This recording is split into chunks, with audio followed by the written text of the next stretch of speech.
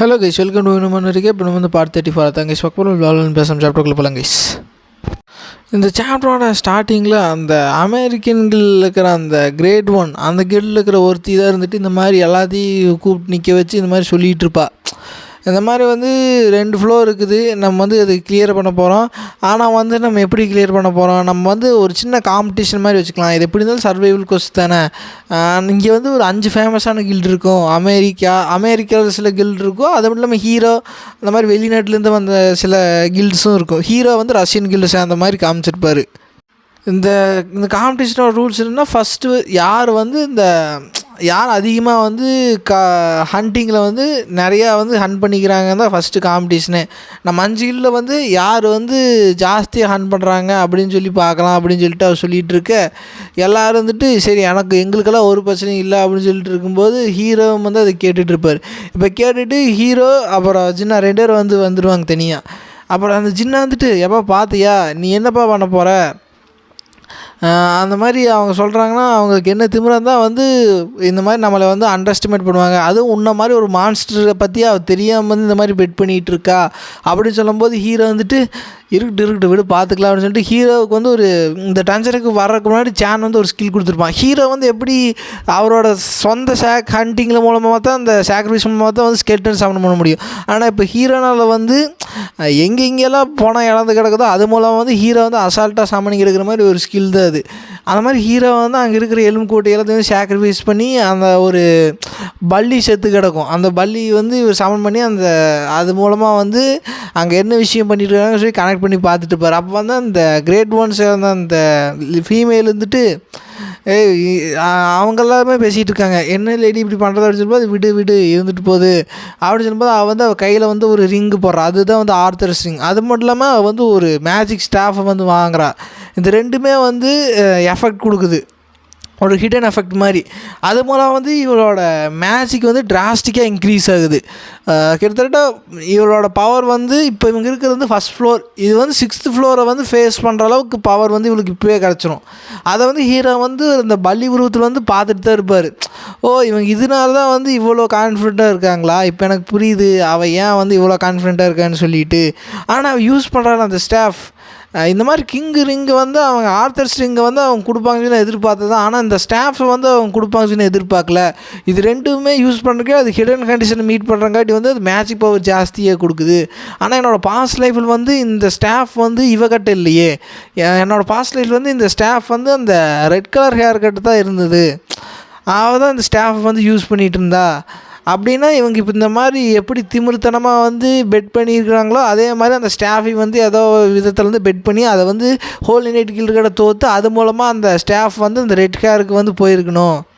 என்னதாக இருந்தாலும் சரி, இந்த தடவை அந்த ஸ்டாஃப் வந்து அந்த ரெட் ஹேருக்கு போக முடியாத மாதிரி நான் பார்த்துக்கிறேன் அப்படின்னு சொல்லிட்டு ஹீரோ வந்துட்டு இப்போது ஹீரோ சின்ன பேசிட்டுப்பாங்க. சின்ன வந்துட்டு என்ன சொல்லுவான், இப்போ என்னப்பா பண்ண போகிறேன், இந்த மாதிரி ஸ்ட்ராட்டஜி வந்து அனலைஸ் பண்ண போகிறேன் அப்படின்னு சொல்லும்போது ஹீரோ வந்துட்டு இல்லை, நம்ம வந்து பிளானை சேஞ்ச் பண்ண போகிறோம், நம்ம வந்து எடுத்துனையுமே வந்து நம்ம ஆல் அவுட் அட்டாக் பண்ண போகிறோம், நம்மக்கிட்ட இருக்கிற எல்லாத்தையுமே யூஸ் பண்ணி நம்ம இந்த போட்டியில் வந்து ஜெயிக்க போகிறோம் அப்படின்னு சொல்லி ஹீரோ வந்துட்டு அவரோட ஃபுல் பவரை வந்து யூஸ் பண்ணுறதுக்கு ரெடியாக இருப்பார். அதே சமயத்தில் இவ வந்து மேஜிக்கை போட்டு அப்யூஸ் பண்ணிகிட்டு இருப்பா.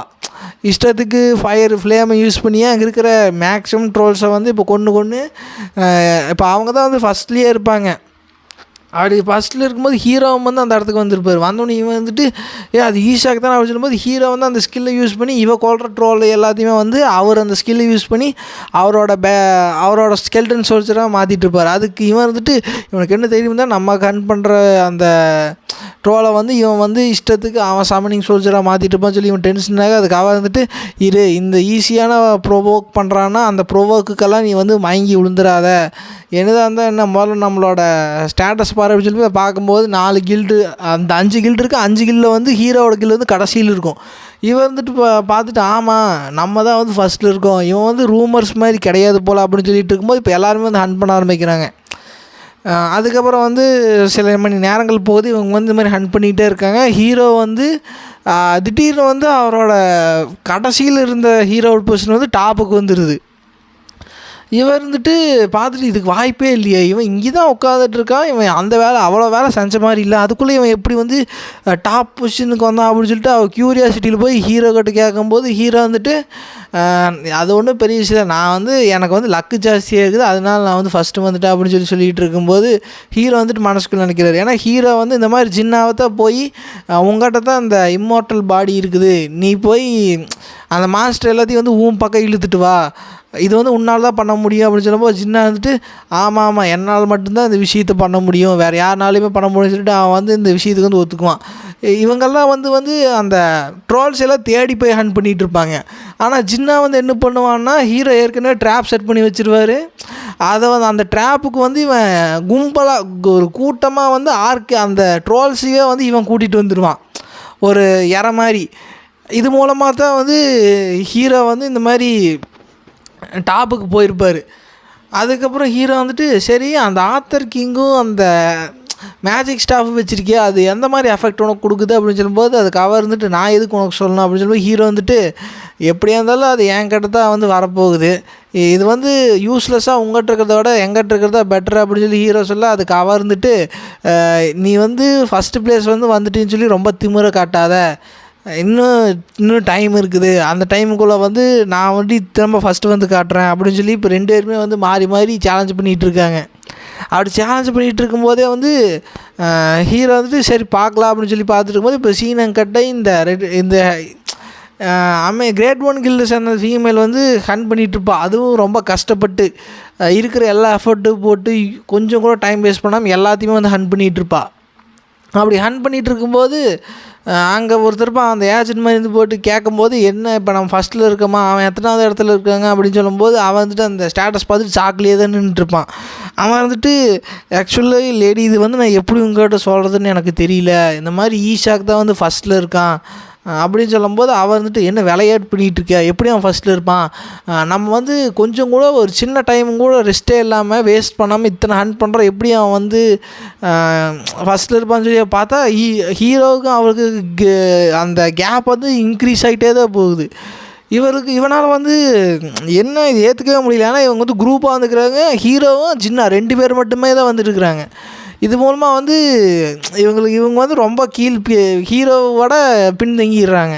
ஹீரோ தான் இப்போ ஃபஸ்ட்டில் இருக்கிறார் அந்த காம்படிஷனில். அதுக்கப்புறம் சீனங்கட்டை கேட்டுக்கு வெளியில் வந்து காட்டுறாங்க. கேட்டுக்கு வெளியில் இந்த மாதிரி எல்லாருமே வந்து அவங்களோட கில்ஸில் வந்து கேம்பிளிங் மாதிரி பெட் கட்டிகிட்டு இருப்பாங்க.